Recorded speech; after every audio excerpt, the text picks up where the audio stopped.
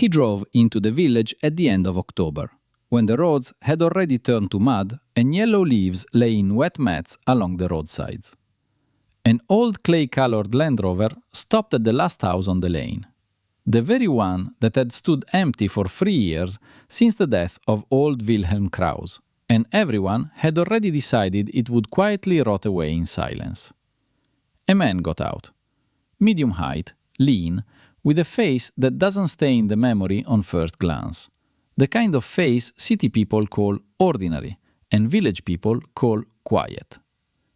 He pulled 2 suitcases and a cardboard box from the boot, locked the car without a single unnecessary movement, and walked into the house. No greeting, no glance back at the neighboring windows where curtains were already shifting. Nobody in the village knew then who he had been, and when they found out, Little Elmhaven went silent for a long time. The village of Little Elmhaven, 200 and some souls, 1 shop, a school with 18 pupils across 3 years, a community hall where films are shown on Friday evenings from a screen stretched between 2 wooden buttons, and a nurse's aide who comes once a week in a battered van. Not a dying place, but not fully alive in any complete sense. The kind that holds itself together by inertia, by warmth and habit. People here know everything about each other. Not because they love gossip, but because there is no other way. If you know the neighbor's heating oil has run out, you bring some without making a fuss. If you know old Heinrich has taken to his bed, you go with firewood. That is Little Elmhaven, unhurried, dense, like a well-stacked woodpile. Which is precisely why the arrival of a newcomer was an almost seismic event. The Krause house had been bought by some estate agent from the district back in the spring, and all summer the village speculated. Who would come? Holiday makers? A farmer? A young couple who had read too much online about leaving the city and living for real? There had been several of those in recent years. Nearly all of them left after the first winter, unable to bear the darkness, the quiet, and the absence of delivery services. But this one came alone, and in October. A man who chooses a village in October already knows what is waiting for him, or simply doesn't care. The new resident's name reached the village the following day. The chairman, Baumann, went to introduce himself, out of duty and curiosity in equal measure, and returned looking mildly puzzled. Over evening tea at the shop, he reported, Andreas Victor Sachmann, 51 years old, come to stay permanently. From where? From Berlin. What he'd done for work? Various things. Baumann added that the man made an impression of being a normal sort, spoke politely, without city condescension, offered tea, but answered questions briefly, almost in measured doses, like a man who is capable of saying a great deal but decided long ago not to. The first 2 weeks, Sachmann barely went out. Then he began to appear, visiting the shop, exchanging greetings, answering questions without irritation, but sparingly. The shopkeeper Greta, observant and pitilessly curious, gave the village daily briefings. He buys grains, tinned goods, sometimes fresh meat. Asked where he could borrow a splitting axe. Doesn't complain about the road, the house, or the cold. Every morning at exactly 7, he comes out onto the porch, stands for 5 minutes and goes back in. Just stands. Looks at the field behind the village, at the tree line, at the sky. In silence. Peculiar, Greta concluded, but not frightening. The village accepted this formulation and settled down, for a while. The first real conversation with Sachmann happened with Sergei Bortner, the local agronomist, a solid and taciturn man, one of those the village respects not for his title, but for the simple fact of his being there and always being present. Sergei was walking back from his plot late one evening. Dusk was already falling, and there was light in the windows of the Krause house, for the first time in 3 years. There was something unfamiliar about seeing it, living windows where 3 years of darkness had been. Sachmann was standing in the yard chopping wood, methodically, without fuss. Set the log, strike to the side, next one. In such a steady, almost mechanical rhythm that betrays a man who knows how to work long and without strain. Sergei stopped at the fence. Sachman sensed his presence before he had managed to say a word. He raised his head, though Sergei had been walking quietly. "Good evening," said Sachman. "Evening. Settling in?" "A bit at a time," he said, set down the axe and looked at the woodpile along the wall. Even, tight, ends flush. Good work. You could see the man knew how to do things properly. They spoke for a few minutes, about firewood, the house, the winter ahead. Sergei introduced himself. Sachman said, "I know," simply, without explanation. Already knows. Which means he'd been asking about people himself, or listening more carefully than he appeared to. Sergei walked away with that detail in his head. Something about the new neighbor was not quite ordinary, not frightening, not bad, simply different. A kind of inner composure behind the outward quiet, like a man who takes in a situation all at once rather than piece by piece. At the end of November came the first thing that made the village look at Sachman differently. Marina Kellers, alone with 2 children, her husband had left 2 years ago, the roof over her lean-to porch blew off. A night gust of wind, and that was that. Marina came running to the neighbors in tears. The neighbors gathered, shook their heads, said something ought to be done, but no one was in any particular hurry. November, cold. Everyone had enough of their own to deal with, and by midday, Sachman appeared in the Keller yard. With tools. Uninvited, with no arrangement made, he simply came, looked over what remained of the roof, and said calmly, 3 days. On the second day, he was joined by young Peter Groff, 16 years old, and old Heinrich, who was 72, but still had steady hands. On the third day, the roof was done. New, level, better than before. Marina brought a pot of soup and a tray of pastries. Sachman accepted the soup, refused any money, asked only whether anyone in the village had goat's milk. "Nothing else?" asked Marina, bewildered. "Nothing else," he said.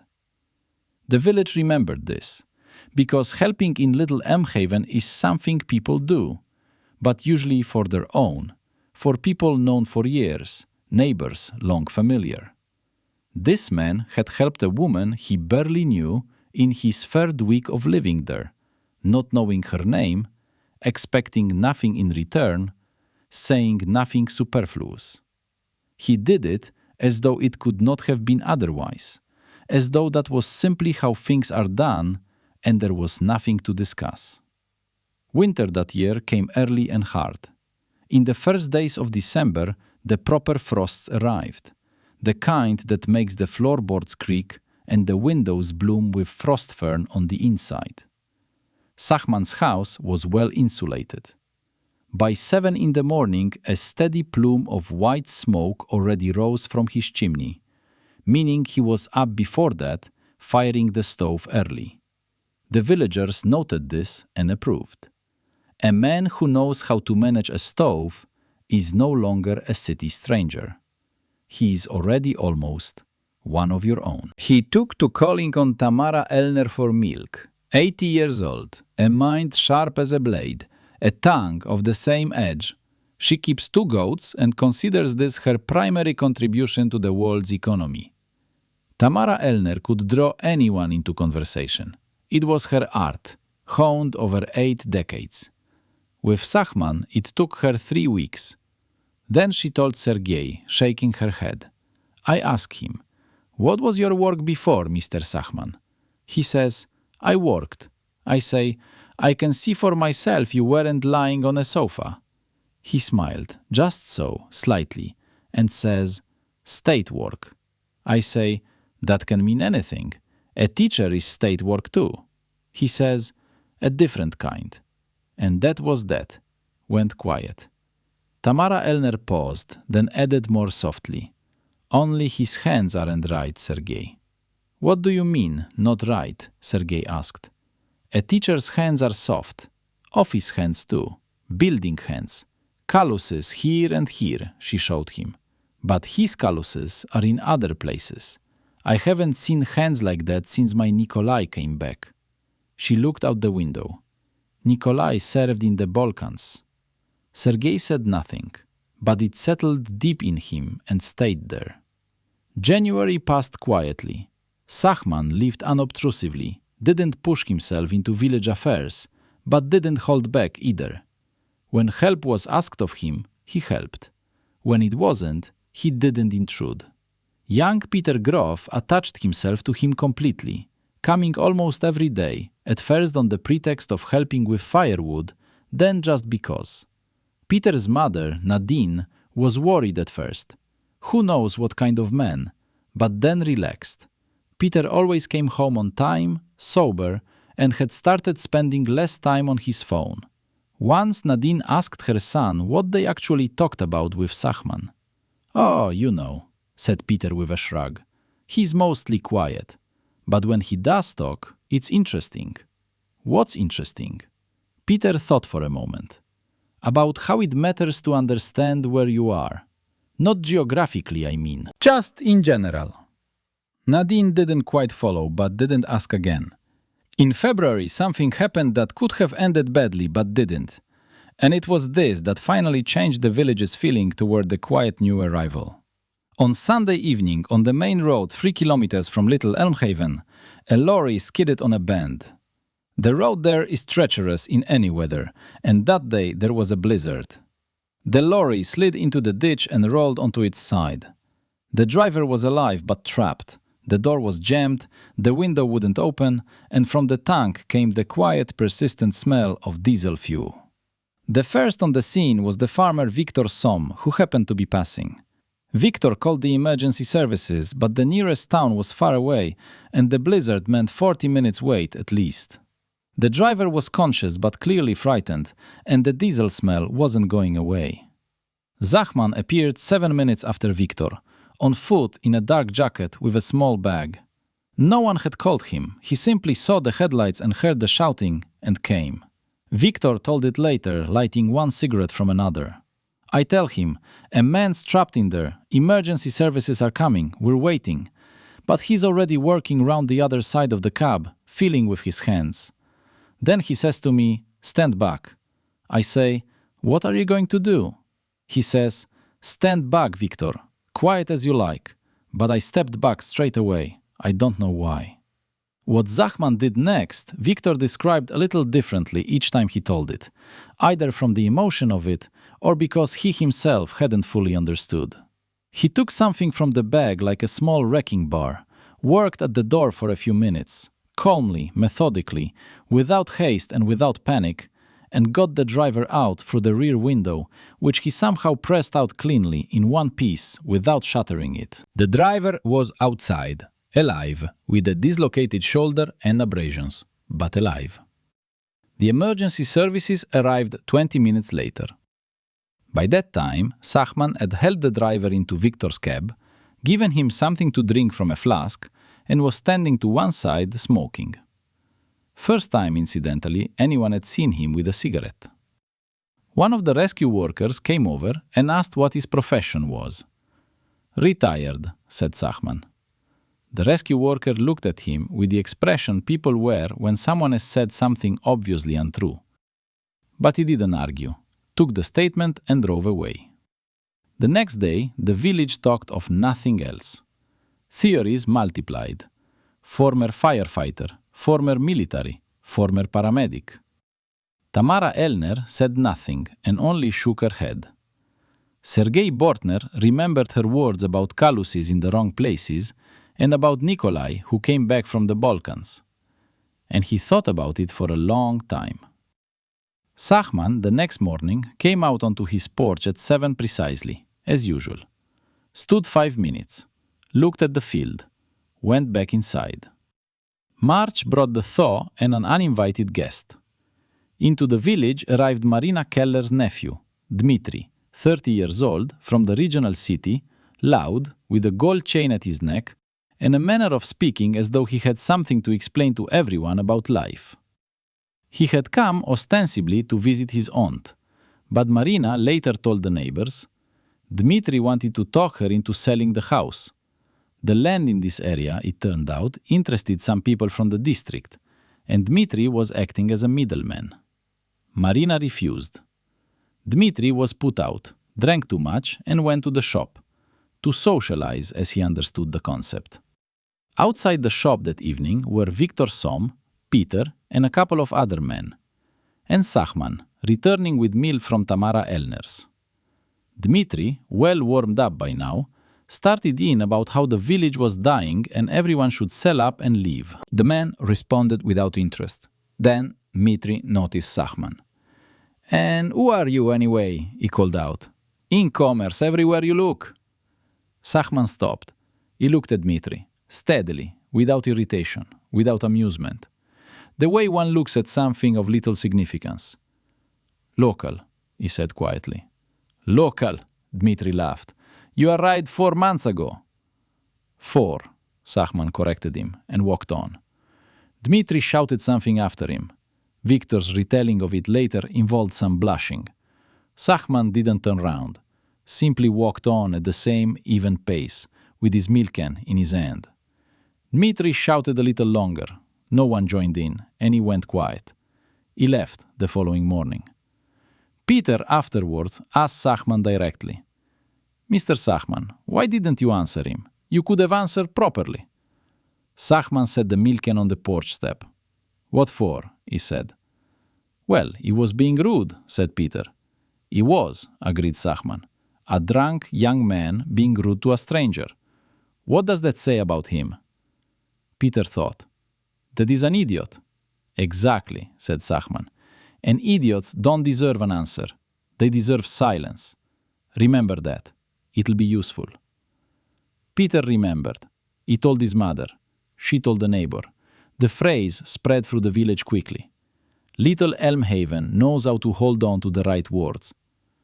In April, the snow melted, revealing the waterlogged black earth, and the village turned to its gardens. Sachman did too. Sergei Bortner came to help with the layout, as he'd promised back in winter. They spent a whole day on the plot. Sergei watched how Sachman worked the soil, carefully, thoughtfully, without rushing. Not an expert, but quick to grasp, not asking the same thing twice. At some point, Sergei asked, looking at the bed, not at Sachman, "Mr. Sachman, did you serve in the military?" The pause was brief, 3 seconds or so, but it was there, and Sergei felt it. "I did," said Sachman. "Long? A long time. As an officer?" Sachman pushed the spade into the earth, straightened, looked at the tree line in the distance, where the forest began as a dark stripe behind the white April field. "I was an officer," he said evenly. "A long time ago." Sergei nodded and asked nothing more. They worked until evening, then drank tea in silence. And it was good silence, the kind that exists between people who don't need to explain anything to each other. But Sergei was thinking about the hands, about the way Sachman had got the driver out of the cab, methodically, without wasted movement, without panic, about the way he hadn't turned at Dmitri's shout, about how every morning he stands on the porch and looks at the horizon, not admiring it, but scanning, about the way he had said local, with a calm certainty, as if it were the only word in the conversation that mattered. In May, the village came alive. Holiday makers arrived, the season opened, things got noisier. Sachman didn't get lost in the noise, but didn't stand out either. He kept the same steadiness as always. Once he helped start Grossman's stalled tractor, silently, quickly, without explaining what he was doing. Grossman told his wife later, "He's like someone who knows how everything works." His wife said, "Maybe he was an engineer." Grossman thought about it and disagreed. No, engineers don't look at people like that. And there it was. Look at people like that. Many people noticed it, but put it differently. Tamara Elner said, "He looks like a doctor, sees everything, says nothing." Greta from the shop said, "He looks at you as if he already knows the answer, but is waiting for you to figure it out yourself." Nadine put it more simply. He looks and understands everything. Each person described something different, and all of them described the same thing. In early June, strange cars began appearing near the old abandoned warehouses at the edge of the village. Not every day, but regularly. They'd arrive late in the evening, stay an hour or so, leave. Grossman drove out to look once, found traces of a fire and several bottles. The conclusion? Young people from the district having a gathering, nothing to worry about. But then, Peter happened to be there at the wrong time. Cycling out one evening, cutting across the field, he saw 3 cars and about 8 men. Not young people, grown men, talking quietly. Peter sensed something off and cycled away quietly. At home, he told his mother. She told the neighbor told Sergei. Sergei didn't think long and went to Sachman. Sachman listened without interrupting, then asked 2 questions. What time do they usually arrive, and which direction do they come from the main road or from the district side? Sergei said he didn't know exactly. Sachman nodded. I'll take a look, he said. On your own? Asked Sergei. I'll take a look, Sachman repeated, without bravado, without threat. Simply, that is how it will be. Sergei wanted to say something about the police, but stayed quiet. The local officer was in the district, far away, and it wasn't yet clear what sort of people these were. Sachman left in the evening. Dark jacket, no torch. He came back about 3 hours later. Sergei was waiting in his yard, but Sachman only nodded in the darkness and went home. In the morning, he came to Sergei himself. People are meeting at the warehouses, he said, sitting at the table. Nothing criminal in the direct sense. I'd have felt it. Most likely, they're arranging something about land. That business with Keller's nephew wasn't a one-off. Someone is systematically buying up plots in this area. Sergei looked at him. You worked all that out in 3 hours? In 2, said Sachman. The 3rd hour I just sat and thought. How did you work it out? Sachman was quiet for a moment. The way they talk, how they stand, where they park, who's the main one, and how the others look at him. It reads if you know how to look. Sergei didn't ask where that ability came from. He had grown used to not asking. But he rang the district administration that same day about the land purchases, and the conversation turned out to be unexpectedly substantial. It emerged that several villages in the area had already raised similar concerns. Something was being arranged, quietly, methodically, through intermediaries. Sachman had been right, as usual. Summer rolled on at its own pace.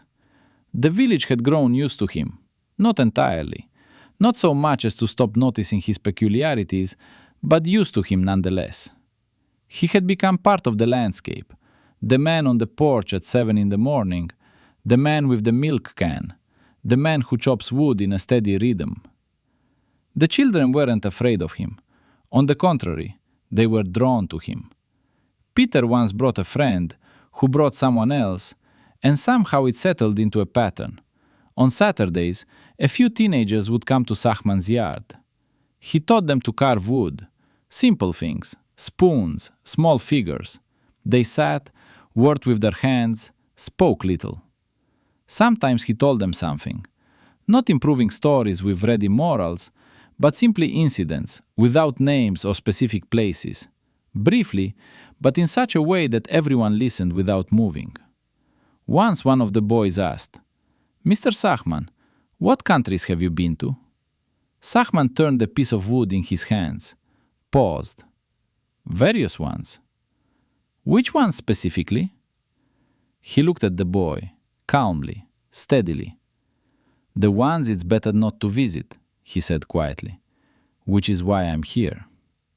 No one laughed. No one asked again. They simply went on carving. At the end of August, a car pulled up to Sachman's house. Dark blue, clean, with Berlin plates.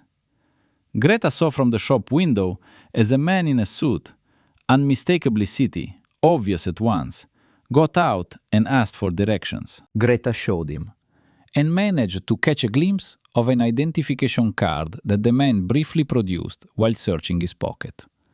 The lettering on the cover, Federal Intelligence Service. 10 minutes later, Greta was at Sergei's. "Are you sure?" he asked.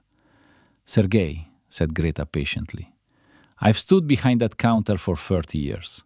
I see everything." They both looked in the direction of Sachman's house. The dark blue car stood in the yard. The man in the suit was there about an hour. He came out, got in the car, drove away. The village had spent that hour, figuratively speaking, pressed to its windows. When the car disappeared round the bend, Sergei waited 15 minutes and went to Sachman's. Knocked. Sachman opened at once, looked as always, calm, lean. "Come in," he said. Sergei came in. They sat. Sachman put the kettle on, got out cups. Everything as usual, unhurried. "Who was that?" asked Sergei. Sachman looked at the table for a long moment, then raised his eyes. "A former colleague," he said evenly. A pause.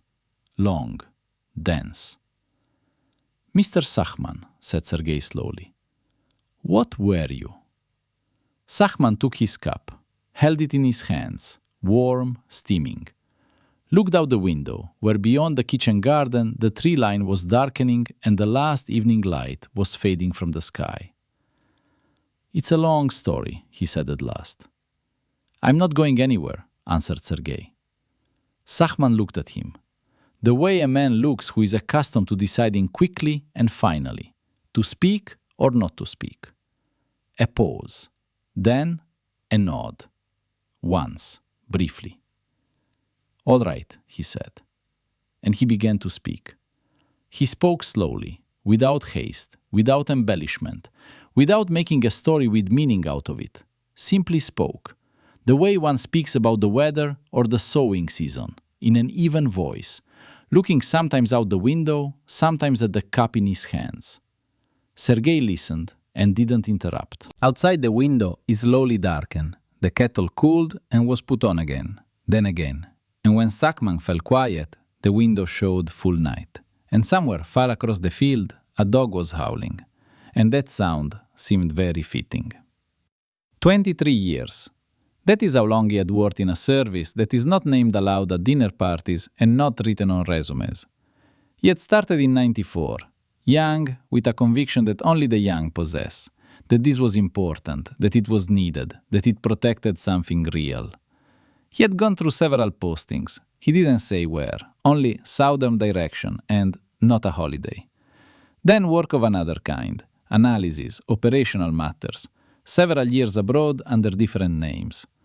He spoke of all this calmly, the way one speaks of work that was simply work. Heavy, demanding, at times impossible, but work. Not heroic, not frightening in the way that is shown in films. Simply work.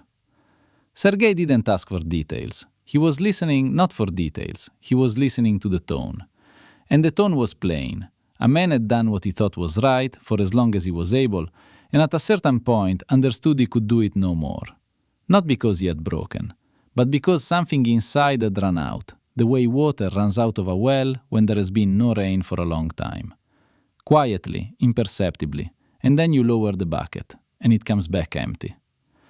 "I put in my resignation at 50, said Sachman, exactly on my birthday. I sat that morning, drank coffee, looked out the window at Berlin, drank coffee and thought, when did I last see something I didn't need to assess for threat? Simply so, and nothing more.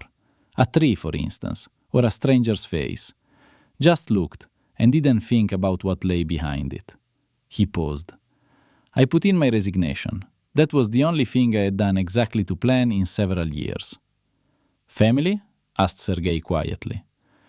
"There was, a wife. She didn't hold up. I understand her. I genuinely do. You can't live with a man who is away for 6 months at a time. And when he's home, he's never quite older either. She is a good woman. She simply had her own life and had the right to it." He paused briefly. a daughter, grown now, in Hamburg, working. She calls sometimes.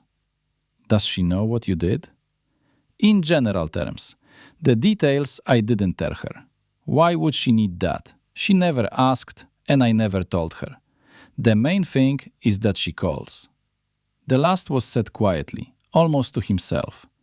Sergei heard it and said nothing. There are things that need neither questions nor sympathy. They simply need to be spoken and left in the air. "And why Little Elmhaven?" asked Sergei after a while. "Of all the places." Zachman gave a slight smile, that faint, one-sided smile. "I spent several months after my resignation in Berlin. A flat, quiet, books. I thought, there it is, rest. After 3 months, I understood that Berlin is not quiet. It is a very loud noise that pretends to be quiet. I started traveling, looked at different places. I came here by accident. I was in the district on some business, took a wrong turn, stopped at your shop to ask for water. Greta came out, gave me water, asked if I'd come far. We talked 5 minutes. Then I stood by the car and looked. He nodded somewhere toward the field. The field, the forest, smoke from chimneys. 2 women walking with bags, talking, in no hurry at all. A man fixing a fence, just fixing a fence, and he needs nothing more in that moment. I stood and looked for 20 minutes. Then I got in the car and drove away. A month later, I rang the estate agent about the Kraus house. Sergei was quiet for a long time after this. "That man today," he said at last, "from Berlin, what did he want?" Zachman set down his cup. "A proposal," he said briefly. "To return?" "Not exactly. Consultancy. They say I'm still useful." There was neither pride nor bitterness in his voice, simply a fact. I declined. Did he accept the refusal? He accepted. They always accept a refusal, first time. But sometimes they come back. A pause. He may come back, he may not. It doesn't interest me much anymore. Sergei nodded. They sat in silence a while longer. Then he stood, thanked him for the tea, and left. He walked home through the dark, on the September path that creaked underfoot, and thought about the fact that the village, without knowing it, had sheltered a man who knows how to do things the village doesn't even suspect exist. And that this man had chosen them. Chose. The field, the smoke from the chimneys, the women with shopping bags, and the man fixing a fence. Sergei reached his own porch, stopped and looked back. In the direction of Zachman's house, one window was lit, soft, steady, yellow. Simply a man sitting at home in the evening, simply living. The village learned the truth not from Sergei. He told no one, at least not at first. The village learned differently, as it always learns what it is not supposed to know. In September, a journalist came to Little Elmhaven, young, with a voice recorder, and with the look of a man convinced of the importance of his mission. His name was Artur. He worked for an online regional newspaper and specialized in human stories, as he explained to Greta, who had asked. Artur rented a room from old Steinbach for 3 days, supposedly writing a piece about life in small villages. He walked the yards, talked to people, photographed. The village regarded him with cautious curiosity. On the 2nd day, Artur found his way to Zachman. Sergei heard about it that evening from Peter, who had seen the journalist at Zachman's gate. Zachman spoke with him for 5 minutes on the porch, did not let him inside, and the journalist walked away looking as though he had not received what he'd come for. Peter had heard only the end of the conversation, Zachman's final words. What you are looking for, you don't need. What you need, you have already found. Sergei didn't immediately understand. Then he did. The journalist had come for a sensation, for a secret, for a story with a revelation. And Zachman had, in effect, told him, "You already have the story about this village. It's right in front of you. and it is better than what you are looking for. Arthur left the next day, a day early. The piece came out 2 weeks later. Not a word about Sachman. One paragraph about a quiet place where people live slowly and genuinely. And in it, one sentence. There is a man here I will not name. He lives like everyone else, but he looks differently. That is enough. Someone from the village found the article, read it aloud at the shop. Everyone understood who it meant. No one said anything aloud. They just glanced at each other. And in that silence, there was something important. The village had decided that it knew what it knew and would not speak of it. Without any meeting, without agreement. It simply decided. That same September, the cars reappeared at the warehouses.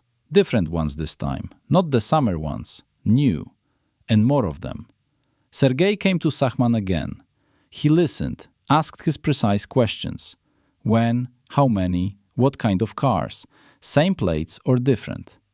Then he said, "This is the next phase. The summer meetings were reconnaissance. Now they are beginning to apply pressure. Soon someone in the village will receive a concrete offer, with a sum that is hard to refuse. What do we do?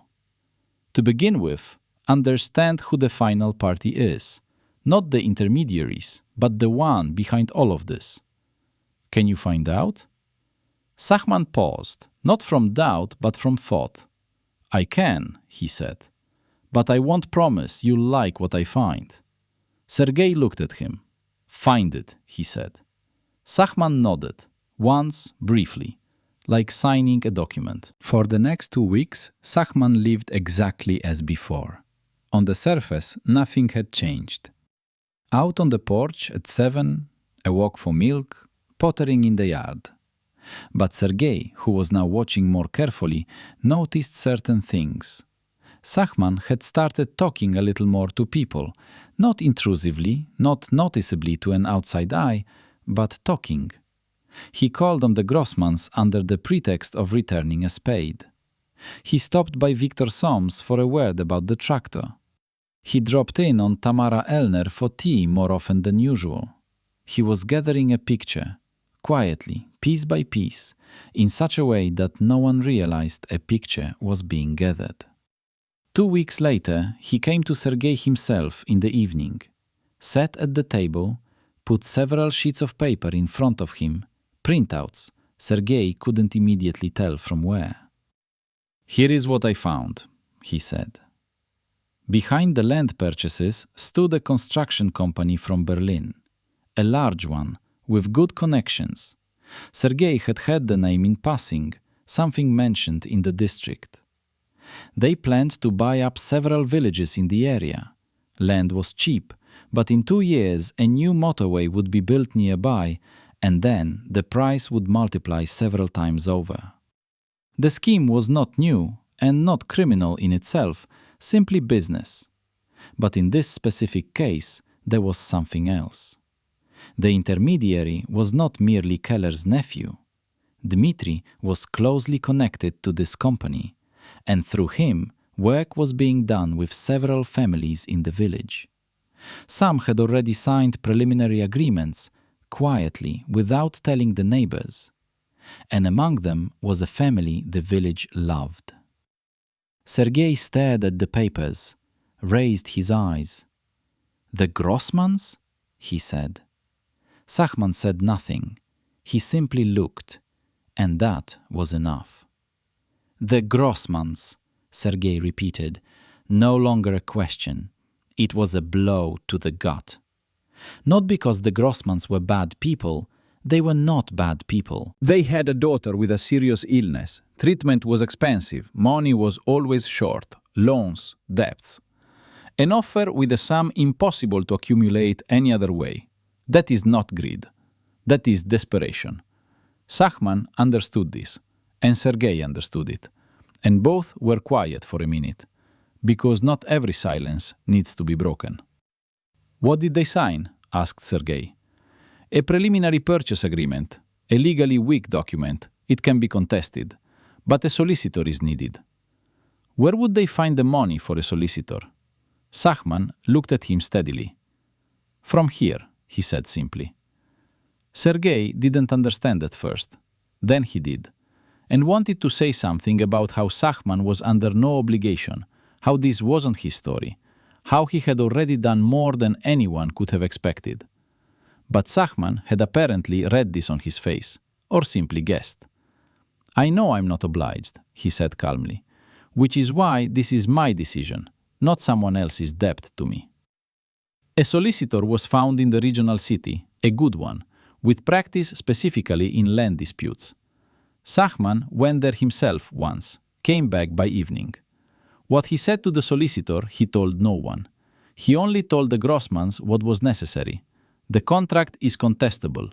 There are grounds. He would cover the costs. Grossman, a large, quiet man who doesn't show his feelings, looked at Sachman for a long time, then turned to the window. His wife began to cry, not loudly, simply quiet tears rolling down, which she didn't wipe away.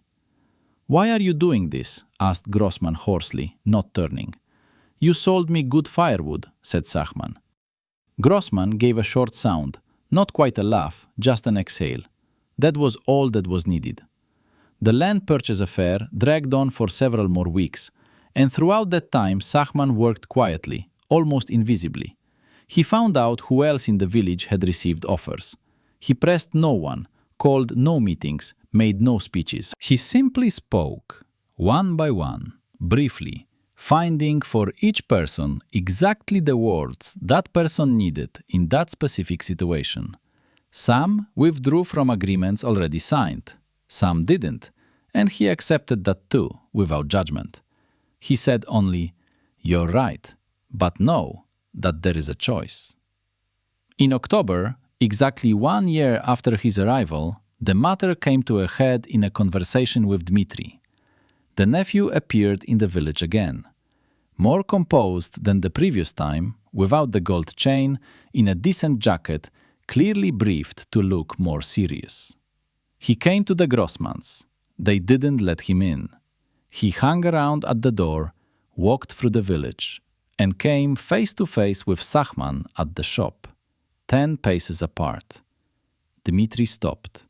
Something in Sachman's face, in how he stood, how he looked, told him more immediately than any words could. Dmitri was silent, swallowed. "Are you the one stirring things up?" he said. Already without last year's swagger, wary now, almost careful. Sachman stepped closer, not threateningly, simply to a normal conversational distance. Stopped. "I'll explain one thing to you," he said quietly and evenly. "Once. Listen." Dmitri listened. "The land you are trying to buy through your people, it is not land. It is someone's funerals, someone's weddings, someone's vegetable gardens that feed them. You don't think about this because you're paid not to. That is understandable. But I will tell you what will happen if you continue. Not a threat, simply describing facts. Every contract signed in this village will be contested. There are grounds. The company you work for will receive official inquiries from several departments regarding its operating practices. Your role in that scheme is documented, not by me, by circumstances." Dmitri had gone pale. "Who are you actually?" he said quietly. Sachman looked at him. A pause. 3 seconds, no more. "Retired," he said. "Local." He turned and walked home. Dmitri stood and watched his back. He left that same evening. He did not appear in the village again. The cars at the warehouses stopped coming. The offers to buy land ceased. Exactly what Sachman had done or said, and whether he had done anything beyond that conversation, no one knew. Sergei didn't ask. There are questions that don't need an answer, because what matters is not the answer. What matters is the result. November closed the year. The roads turned to mud again, leaves lay in wet mats again, and Sachman chopped wood in his yard again. In the well-settled, tidy yard now, with the good woodpile along the wall. Peter came to help, as naturally as one calls on a good neighbor. They chopped together, in silence, in a rhythm that had long since become shared. "Mr. Sachman," said Peter, setting up a log, "don't you get bored here?" Sachman lifted the axe. "No." "But before it was more interesting, postings and all that." "More interesting is not always better," said Sachman. He struck, the log split cleanly. Interesting often means dangerous, or heavy, or the kind of thing you'd rather not think about afterward. Peter set the next log. "And here?" Sachman looked at him. "Here, it's normal," he said simply. "Normal is a very great deal, Peter. You'll understand that later." Peter nodded. They worked on. Winter came again to Little Elmhaven, sharp, early, with bitter frosts already in December. The floorboards creaked again, the windows bloomed with frost fern again, and again, from Sachman's chimney at 7 in the morning, came that steady white plume. The village took this smoke for granted now, the way they took their own chimney smoke, their own creaking floors. Simply part of the landscape, simply part of life. Tamara Elner learned the truth in December, from Sergei, who finally decided to tell at least her. She listened without interrupting, then looked out the window for a long time, toward where, beyond the wide field, Sachman's chimney was smoking. "I thought as much," she said. "Thought what exactly?" asked Sergei. "That he was protecting something important." She paused. "People with hands like that always protect something, just not always the same thing." "And now?" Tamara Elner looked at Sergei with the expression people reserve for someone asking the obvious. "Now he protects us," she said. "Let him."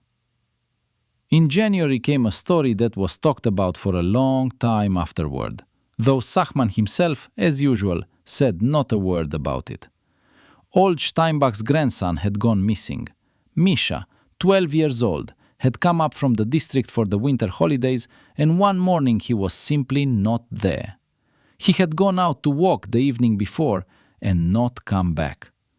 Steinbach discovered it at 6 in the morning, and the cry that followed was unlike anything the village had heard in a long time. The men assembled quickly, split into groups, searched the village, the field, the edge of the forest. The frost was 20 below, still dark, and everyone understood that the boy could be in any state. Sachman appeared at 7. He listened quietly to what was known, asked one thing: what time Misha had left, and in what direction he had last been seen. Steinbach said, around 9 in the evening, he'd gone toward the warehouses. The boys sometimes gathered there. Sachman nodded and went alone.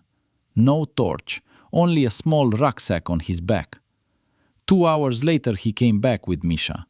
The boy had fallen into an old well behind the warehouses, long abandoned, covered with boards that had rotted through, and the boy had gone in up to his waist, couldn't get out, had grown cold, and was barely calling by the time he was found. Sachman had tracked him by footprints, in the dark, in the frost, by prints in the snow. He had pulled the boy out, wrapped him in his jacket, and carried him back. When he walked into Steinbach's yard with Misha in his arms, the village gasped and went quiet. The boy was alive, pale, shaking, with frostbitten fingers, but alive. The nurse's aide was called, then an ambulance from the district, and everything came right in the end. Steinbach threw herself at Sachman, to embrace him, to thank him, to weep. He gently freed himself, said, "All's well," and went home. He had apparently changed his clothes, because half an hour later he was seen in his yard, chopping wood, in that same steady rhythm as always. Peter later asked him, "Mr. Sachman, how did you find him? It was dark, freezing." By the tracks, said Sachman. But there were lots of tracks. All the men had been tramping about. Not all tracks are the same, he said. A child's track is different from an adult's. Depth, stride length, the way the foot sets down. It reads if you know what to look for. Peter was quiet. Were you taught that? Taught, said Sachman. But the main thing is practice. Where was the practice? Sachman looked at him with that faint smile. In places, it's better not to know, he said. Go home, Peter. Your mother's probably waiting. In February, his daughter called, Anna. Sachman mentioned this to Sergei afterward, seemingly in passing, but Sergei saw how he said it. Steadily, as usual, but something in his eyes was different. Something quiet and very important, like light in the window of a long, empty house. She's planning to come in the summer, said Sachman, for the first time. Good, said Sergei. Good, agreed Sachman. They were quiet, in the good way. March brought the thaw, dripping eaves, the first patches of bare earth. Sachman set to work on the kitchen garden, clearing, preparing the ground for sowing, making beds according to the layout he and Sergei had worked out the previous spring. He worked methodically, without hurrying, and there was something in this that made Sergei stop at the fence one day and watch for 5 minutes without calling out. A man who knew how to do things that most people have no idea about, standing in a kitchen garden, digging soil, simply digging soil. And in that there was a very proper simplicity. What are you standing there for? Said Sachman, without turning round. Looking, said Sergei. Looking and thinking. Thinking. About what? Sergei paused. About how you could have lived anywhere. In Berlin, abroad, anywhere at all. And you chose us. Sachman pushed the spade into the ground, straightened, rubbed his palm across his forehead. I've explained this already, he said. I'm just thinking about it again. Sachman looked at him, seriously, without the slight smile. Sergei, he said, in my life I was often in places where people pretended to live. They performed the function, played the role. A pause. Here, they live, genuinely live. That is rare, worth more than you think. Sergei nodded. He moved away, gave the man room to work. April. Into the village came another stranger, of quite a different kind. A man around 60, stocky, with a short grey stubble and a face Sergei could have described in one word: familiar. Familiar in the same way as Sachman's, the same breed of composure, the same gaze that looks not at you, but through you and a little further. The stranger stopped Sergei at the shop. Does Sachman live here? He asked without preamble. He does, said Sergei. And you are? An old acquaintance, said the man, and added nothing more. Sergei showed him the way, and spent the whole day thinking about this stranger, how he had asked, how he had stood, how he had looked. The same breed, the same hands probably if Sergei had looked. The stranger was at Sachman's nearly until evening. When he left, Sergei happened to see them at the gate. They were standing and speaking for the last few minutes. The stranger said something, Sachman listened, nodded. Then they shook hands, firmly, briefly, the way people shake hands who have known each other a long time and need no embracing. The stranger left. Sachman stood at the gate and watched him go. In the evening, Sergei came round. Who was that? He asked directly. A former comrade, said Sachman. He wanted you to go back too? No. Sachman sat, poured tea. He came to tell me that someone had died, a mutual friend of ours. Sergei was quiet. I'm sorry, he said. So am I, said Sachman, simply, without anguish. A good man, a professional one. A pause. He also wanted to leave. He didn't have time. They said nothing more about it. May. The village woke up, the holiday makers arrived, the streets grew noisier. The school was preparing for its end-of-year concert. Children were rehearsing, rushing about the village in a flurry. Sachman once stopped at the school fence and watched the children running in the yard at break. The teacher, Ludmila Erber, came over to him. They knew each other by then, had spoken a few times. "Thinking of your daughter?" she asked. "I am," he said. "Is she coming in summer?" "She is." "Does she know you're here?" "She knows. I tell her about the village. She always asks about Peter. I've mentioned him to her." Ludmila Erber laughed. "Peter's a well-known personality around here." "A good lad," said Sachman seriously. "Something proper will come of him, if he doesn't go wrong before his time." "You think so?" "I've seen many people," he said. "There is something in the eyes, when a person thinks with their own head and not someone else's. He has that. It's rare." Ludmila Erber looked at him. "Have you told him that?" "No." "Then why tell me?" Sachman thought. "Because you are his teacher," he said. "You know what to do with it." Ludmila Erber thought about that conversation for a long time afterward and began to look at Peter differently. June. Anna arrived in the first days, by car, alone, with a large bag and the look of someone who is a little nervous but not showing it. About 28, dark-haired, with her father's direct gaze and something of her mother in her smile. Sergei caught a glimpse of her as she stepped out of the car in Sachman's yard. Sachman was standing on the porch, and for the first time in all this while, Sergei saw him smile properly. Not with one corner of his mouth. Properly. She stayed 3 days. The village noticed her and took to her well.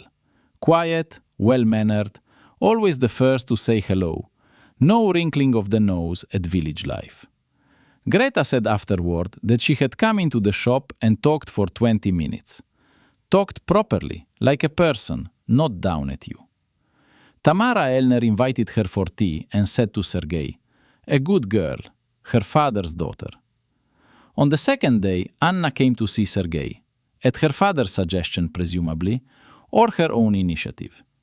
They talked for about an hour. She asked about the village, about her father, carefully, diplomatically, but it was clear. She wanted to understand how he was here, whether he was well. "Has he found himself here?" she asked directly at one point. Sergei thought. "I think so," he said. "Not immediately, but yes." "Is he lonely?" "No," said Sergei. "That doesn't happen here. In a village you can't be lonely. Not because everyone pries, but because everyone is near. That's different." Anna nodded. She looked out the window. "He doesn't tell me much," she said. "He never did. But he started calling more often, since he moved here." "That's a good sign," said Sergei. "It is," she agreed. "That's why I came. I wanted to see where he calls from." She left on the third day, early in the morning. Sachman came out to see her off. They stood by the car and talked for 10 minutes. Then she embraced him, a little awkwardly, the way you embrace someone you're not quite used to embracing but want to. He embraced her back, also a little awkwardly. Both knew that the awkwardness came not from distance, but from unfamiliarity with closeness, the kind of closeness neither had known how to reach for a long time. She left. Sachman watched until the car disappeared round the bend. Then he turned and saw Sergei, who was standing at his fence. "Did you see?" said Sachman. "By chance," said Sergei. "A good girl," said Sachman. "A good one," Sergei agreed. "All her father." Sachman looked at him and laughed. Genuinely, not with just one corner of his mouth. Sergei thought afterward that in all the year he had heard that laugh maybe 3 times, no more. But each time, the real thing. Summer passed well. The village lived its life. Gardens, haymaking, holiday makers, the sound of children in the evenings. Sachman was part of all of it, a quiet, reliable, almost invisible part. He helped Victor repair the tractor, fixed Steinbach's fence, sat several times with the village men in the evenings, just because, with tea, sometimes something stronger, talking little, listening much. Peter came to him every Saturday all summer. They carved wood together, sometimes simply sat. One evening in August, Peter asked, "Mr. Sachman, is there anything you're afraid of?" Sachman was quiet for a long time. So long that Peter had already decided he wouldn't answer. "Yes," he said at last. "What?" "That people I know will live worse than they could, because of someone else's stupidity or greed." A pause. "That is the only thing that truly concerns me." Peter absorbed this. "Aren't you afraid of death?" "No," said Sachman simply. "Not for a long time." "Why?" "Because I got used to it being near. When you get used to that, you stop being afraid. You simply start living alongside it." He looked at Peter. But don't hurry to get used to it. That is not something to rush. Peter nodded.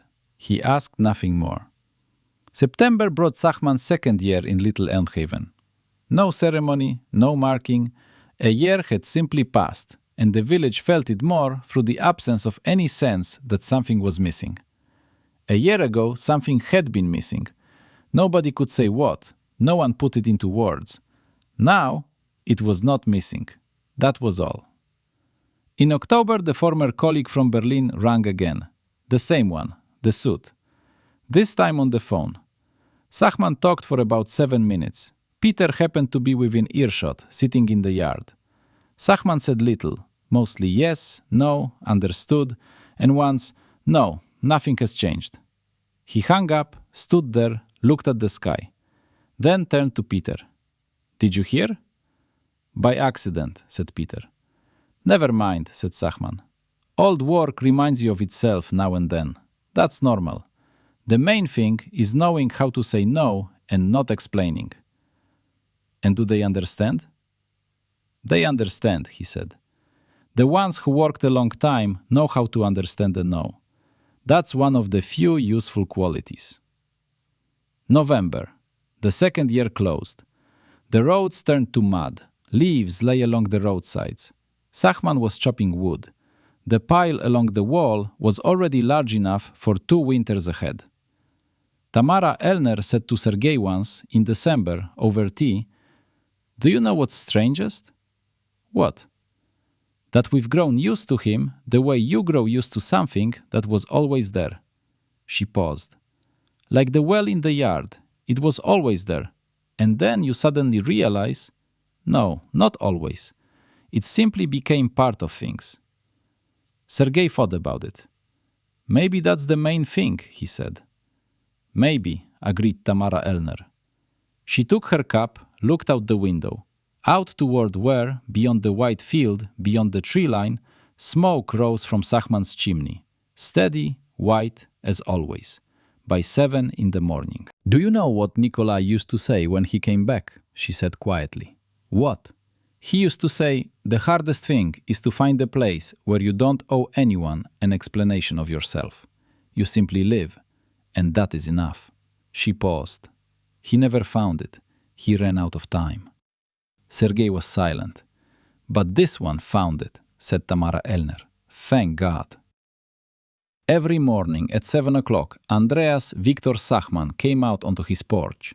He stood 5 minutes. He looked at the white field, at the dark tree line, at the sky, grey, low, wintry. The village knew this ritual by heart now. Sometimes someone passing would raise a hand in greeting. He responded, with a brief nod, or a raised hand, or simply a look. That was enough. Because Little Elmhaven is the kind of place where a look is enough.